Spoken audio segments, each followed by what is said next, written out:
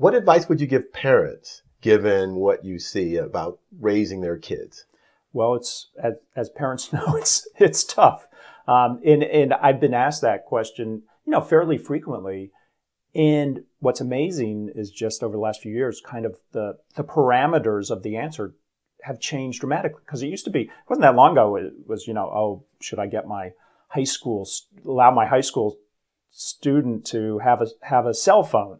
Right. And now it's, should I allow my, middle schooler to have a smartphone, or should I give my, fourth grader a phone and stuff? And so the technology has kind of dramatically pushed earlier and earlier into kids' lives. And we're seeing schools as well, even, not just high schools and not just middle schools, but elementary schools kind of push iPads, tablets, iPod touches, and so forth onto students at very young ages. And this is a reflection, I think, of the touchscreen interface, which suddenly opens up. You suddenly don't have to have keyboarding skills or anything. So young kids can start to interact with computers for all sorts of purposes. And I think there's a danger that one thing we know, particularly about younger kids, is that to develop into interesting, well-rounded adults, you want to have young kids have all sorts of different kinds of experiences and interact with the world in many different ways through their senses, explore with their hands, and I think you want that to happen at home, and you also want it to happen in schools. And what we're doing is we're taking the computer screen, which kids already use a lot, whether it's for TV or texting or whatever, and we're saying spend more time looking at a computer screen.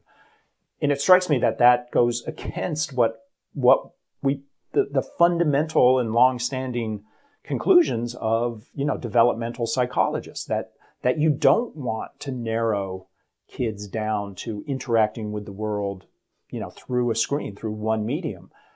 So I would, to parents, I would encourage, and I know this is tough, because if the more kind of society says, well, 6-year-olds should have smartphones or something, the harder it becomes for anybody to resist. But I do think that you have to keep in mind whether you're trying to influence the school your kids go to, or whether you're organizing, helping to organize their lives at home, that you don't want to just let them drift into spending more and more time on screens. You want to make sure they have diverse experiences, learning experiences, other experiences. And that's the kind of best way, as I said, to get healthy, well-rounded, curious, involved young adults and ultimately adults. So you've given advice to parents, you've given advice to our students. Now, let's say you had a ballroom full of all of the CEOs in the world, and that you were going to give them advice that would influence them, that you were the grand wizard here. What would that advice be? Over the last year, I've been doing a lot of research on automation, the use of computers to take over work that people used to do. And this is, as you know, a huge trend in the industrial world, in the white-collar world increasingly. And there's this big push, I think, to take all sorts of different jobs that used to be done in different ways and to kind of automate them with, powerful software, with algorithms. And I would urge, and what's pushing this a lot is because you often get higher efficiency. You don't have to hire as many workers. And in some cases, that's well and good. And you can certainly see why businesses are gung-ho in many cases about automation. But I think when you begin to dig into it, you see that there again are some big drawbacks. That there are skill sets that you get when you let people do work and let people struggle with whether it's what we call knowledge work or whether it's manual work or whatever. There's still things that people can discover and people can do that computers aren't able to replicate. And so what happens, I think, if you push decision support type software, kind of the next wave of sort of, the IBM Watson type model Right. of let's start to move decision making and judgment making into the computer and away from people.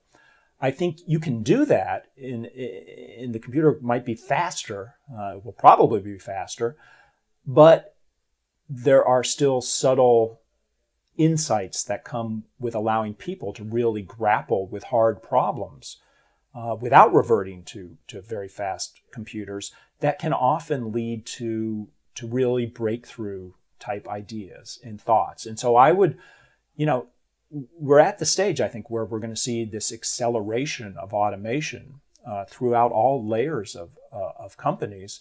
And I would encourage caution on the part of CEOs to not think that every job and every employee is replaceable by software, that you want to keep the human factor involved in your business in lots of different ways.